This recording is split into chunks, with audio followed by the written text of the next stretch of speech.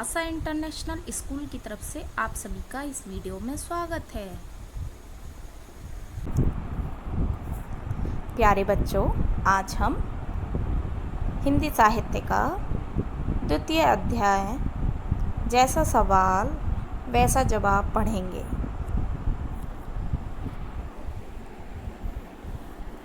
यह पृष्ठ संख्या 6, 7 और 8 पर है।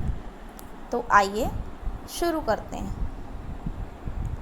बादशाह अकबर अपने मंत्री बीरबल को बहुत पसंद करता था। बीरबल की बुद्धि के आगे बड़े बड़ों की भी कुछ नहीं चल पाती थी। इसी कारणवश कुछ दरबारी बीरबल से जलते थे। वे बीरबल को मुसीबत में फंसाने के तरीके सोचते रहते थे। बादशाह अकबर अपने मंत्री बीरबल को बहुत पसंद करता था। बादशाह अकबर जो थे वह अपने मंत्री, उनके मंत्री का नाम क्या था? बीरबल। वह अपने मंत्री को बहुत पसंद करता था। बीरबल की बुद्धि के आगे बड़े बड़ों की भी कुछ नहीं चल पाती थी। बीरबल जो थे वह बहुत बुद्धिमान थे।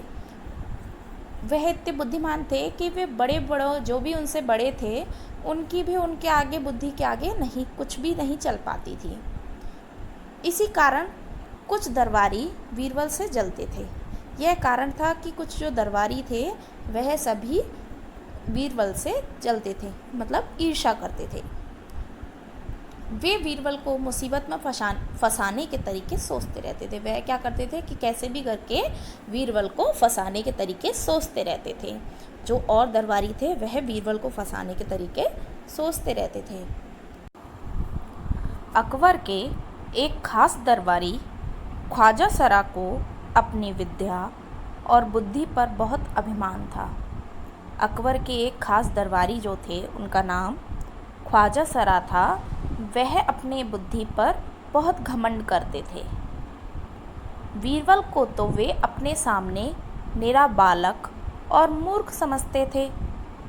वह बीरबल को अपने सामने मूर्ख समझते थे, लेकिन अपने ही मानने से तो कुछ होता नहीं।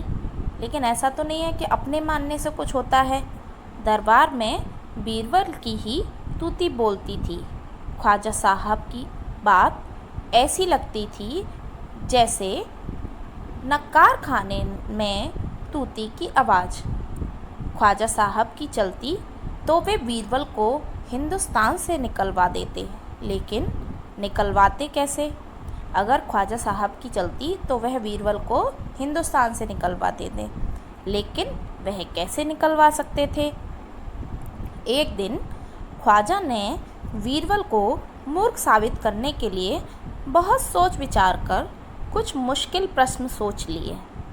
उन्हें विश्वास था कि बादशाह के उन प्रश्नों को सुनकर बीरबल के छक्के छूट जाएंगे और वह लाख कोशिश करके भी संतोषजनक उत्तर नहीं दे पाएगा। फिर बादशाह मान लेगा कि ख्वाजा सरा के आगे बीरबल कुछ नहीं है। एक दिन की बात है, ख्वाजा ने बीरबल को मूर्ख साबित करने के लिए बहुत सोच विचार किया और कुछ मुश्किल प्रश्न सोच लिए। उन्हें विश्वास था कि बादशाह के उन प्रश्नों को सुनकर बीरबल के छक्के छूट जाएंगे। उसे ऐसा लगता था कि बादशाह जो है उन प्रश्नों को पूछेगा तो बीरबल के उससे प्रश्न को सुनकर उसके छक्के छूट जाएंगे, मतलब वह हैरान हो जाएगा और वह लाख कोशिश भी करेगा तो वह संतोषजनक जो उसे उत्तर चाहिए वह उसे उत्तर जवाब नहीं मिल पाएगा। फिर बादशाह मान लेगा कि ख्वाजा सरा के आगे बीरबल कुछ नहीं है। फिर उसे ये लगा कि वह फिर बादशाह मान लेंगे कि ख्वाजा सरा के आगे बीरबल कुछ भी नहीं है। ख्वाजा साहब अचकन पगड़ी पहनकर दाढ़ी सहलाते हुए अकबर के पास पहुँचे और सिर झुकाकर बोले, बीरबल बड़ा बुद्धिमान बनता है। आप भी उसकी लंबी चौड़ी बातों के धोखे में आ जाते हैं। मैं चाहता हूँ कि आप मेरे 3 सवालों के जवाब पूछकर उसके दिमाग की गहराई नाप लें। उस नकली अक्ल बहादुर की कलई खुल जाएगी। फिर क्या हुआ, ख्वाजा साहब अचकन पगड़ी पहनी और दाढ़ी सहलाते हुए अकबर के पास पहुँचे और सिर झुकाकर बोलते हैं कि आपको बीरबल बड़ा बुद्धिमान बनता है। आपको ऐसा हमेशा लगता है कि बीरबल जो है वो बहुत बुद्धिमान है। आप भी उसकी लंबी चौड़ी बातें करते हैं, आप भी उसके बारे में बहुत बातें करते हैं और धोखे में रहते हैं।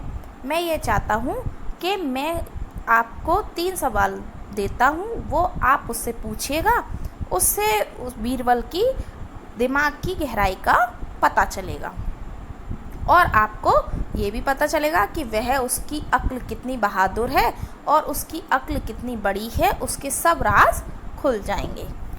ख्वाजा के अनुरोध करने पर अकबर ने बीरबल को बुलाया और उसने कहा, बीरबल, परम ज्ञानी ख्वाजा साहब तुमसे 3 प्रश्न पूछना चाहते हैं, क्या तुम उनके उत्तर दे सकोगे? बीरबल बोले, जहाँ पनाह जरूर दूंगा, खुशी से पूछें। ख्वाजा साहब ने अपने 3 सवाल लिखकर बादशाह को दे दिए। ख्वाजा साहब ने क्या किया, अपने जो भी 3 सवाल थे वह उन्होंने बादशाह को लिख कर दे दिए। अकबर ने बीरबल से ख्वाजा का पहला प्रश्न पूछा, संसार का केंद्र कहाँ है? अकबर ने बीरबल से ख्वाजा का पहला प्रश्न क्या पूछा कि संसार का केंद्र कहाँ पर है। तो बीरबल ने तुरंत जमीन पर अपनी छड़ी गाड़कर उत्तर दिया, यही स्थान चारों ओर से दुनिया के बीचों बीच पड़ता है।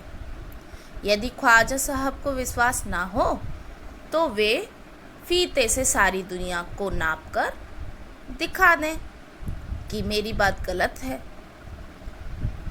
फिर उन्होंने क्या किया बीरबल ने कि एक वहीं पे ज़मीन जो थी उनके पास में, वहाँ उन्होंने एक छड़ी जो होता है एक डंडा, वह उन्होंने गाड़ कर उसका उत्तर ये दिया कि यही स्थान जो है वह दुनिया के बीचों बीच पड़ता है। तो ख्वाजा साहब को अगर इस बात का विश्वास नहीं है तो वह फीते से नाप कर यह देख लें कि यह मैं झूठ बोल रहा हूँ या गलत बोल रहा हूँ, वह नाप कर दिखा दें और इस बात से उसने पता चल जाएगा कि यह बात सही है या नहीं है। अकबर ने दूसरा प्रश्न किया, आकाश में कितने तारे हैं?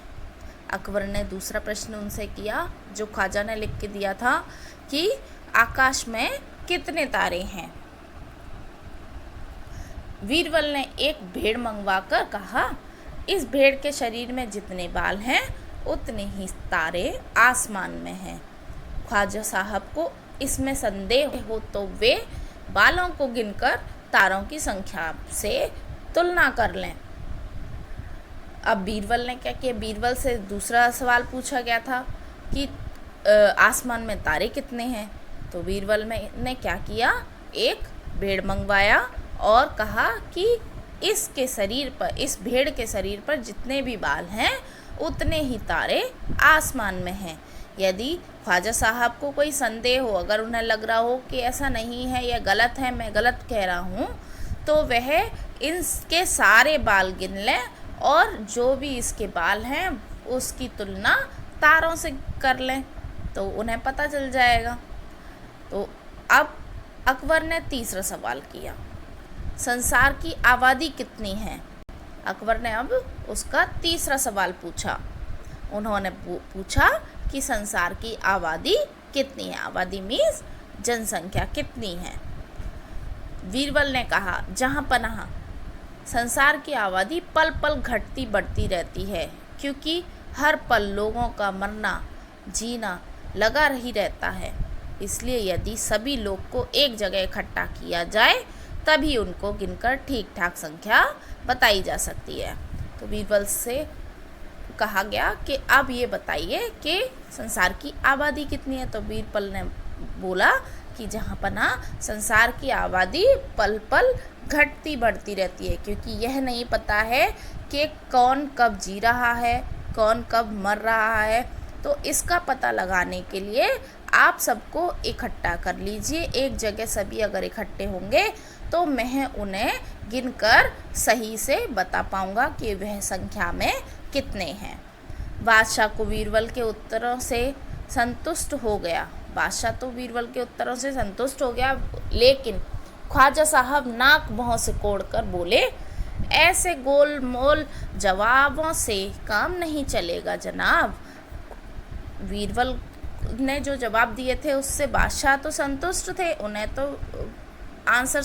तो उत्तर सही मिले थे, लेकिन ख्वाजा साहब जो थे वह तो नाक मुँह से भौएं और सिकोड़ कर यह बोले कि ऐसे गोलमाल जवाबों से इस काम नहीं चलेगा।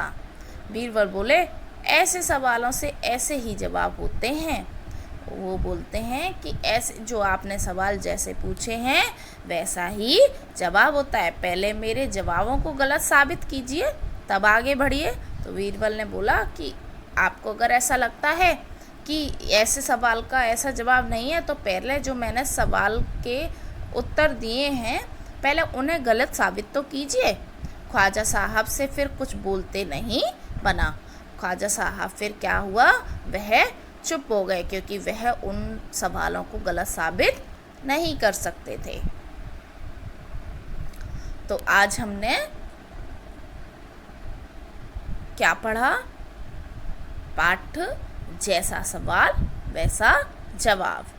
आप सभी इसका अभ्यास करिए।